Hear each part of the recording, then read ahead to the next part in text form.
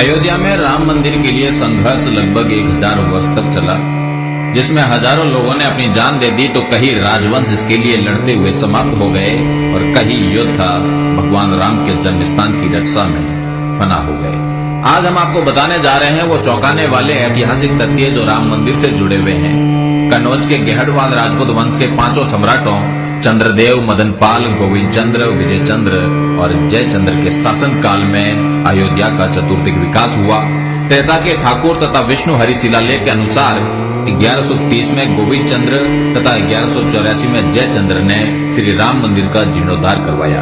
अवधवासियों के अनुसार आक्रांता से लड़ते लड़ते जयचंद्र की वीरगति के बाद हिंदुओं का सूर्य अस्त हो गया।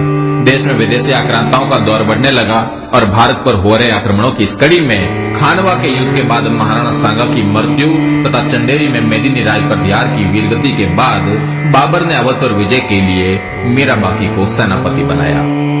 वर्तमान अयोध्या के हंसवर के राजा रणविजय सिंह और उनकी पत्नी जयकुमारी ने अन्य स्थानीय राजपूत शासकों के साथ मिलकर बाबर के सेनापति मीरबाकी द्वारा श्री राम जन्मभूमि पर बाबरी मस्जिद का निर्माण के विरुद्ध युद्ध लड़ा।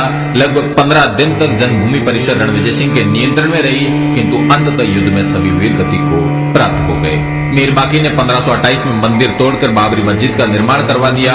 1678 से 1707 में औरंगजेब के समय पर राजेपुर के ठाकुर गजराज सिंह, सिसिंडा के कुंवर गोपाल सिंह, ठाकुर जगदम्बा सिंह, बाबा केशवदास और हजारों राजपूतों ने राम जन्मभूमि के लिए दर्जनों लड़ाइयां लड़ी। ठाकुर जगदम्बा सिंह का बलिदान तो आज भी अवध की लोक कथाओं में अमर है।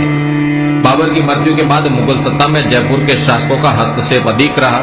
काशी, मथुरा, वृंदावन सहित उत्तर भारत के ये सभी धार्मिक स्थल मान सिंह जी की जागीरी में आते थे। जयपुर रोयल के अभिलेखागार के अनुसार 1717 में सवाई जयसिंह द्वितीय ने सरयू नदी के किनारे श्री राम जन्म स्थान खरीदा और 1725 तक इस मंदिर का जीर्णोद्धार करवाया।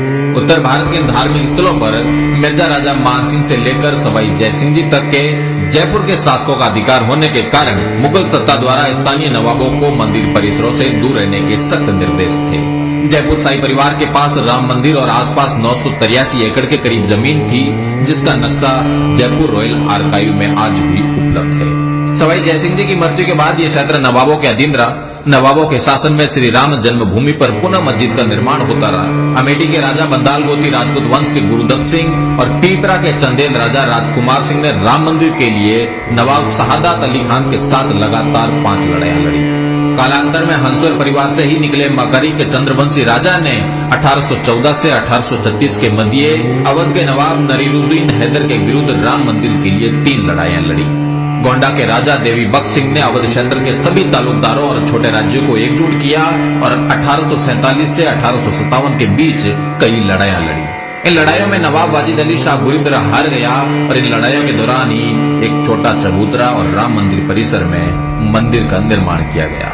जन्मभूमि स्थल पर चबूतरे के निर्माण के बाद अमेठी के एक मौलवी अमीर अली द्वारा एक टुकड़ी रवाना की गई, जिसे भीटी के राजकुमार जयदत्त सिंह ने रोनाई गांव के पास रोक दिया और वहां पर एक लंबी लड़ाई हुई, जिसमें कई राजपूत सैन्य दल लड़ते हुए वीर गति को प्राप्त हो गए।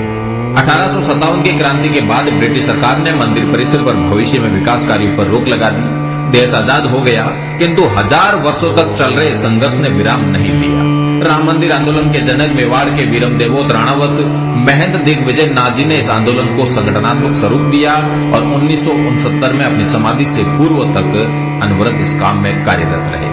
उत्तर प्रदेश के तत्कालीन मुख्यमंत्री वीर बहादुर सिंह रघुवंशी ने 1 फरवरी 1986 में पहली बार राम मंदिर के ताले खुलवाए। 1949 में केंद्र तथा राज्य सरकार पर विवादित ढांचे से प्रभु श्री राम की मूर्ति हटाने का दबाव था। उस समय फैजाबाद के सिटी मजिस्ट्रेट ठाकुर गुरुदत्त सिंह ने मूर्ति नहीं हटने दी। फलस्वरूप उन्हें अपनी नौकरी से हाथ धोना पड़ा। निर्मोही अखाड़े के संतों के बाद शायद अशोक सिंघल पहले प्रमुख हिंदू नेता है जिन्होंने स्वीकार किया कि ठाकुर गुरुदत्त सिंह के योगदान ने राम जन्मभूमि के इतिहास की दिशा बदल दी और राम जन्मभूमि पर नियंत्रण के लिए हिंदू संघर्ष की समय रेखा में एक मील का पत्थर स्थापित किया।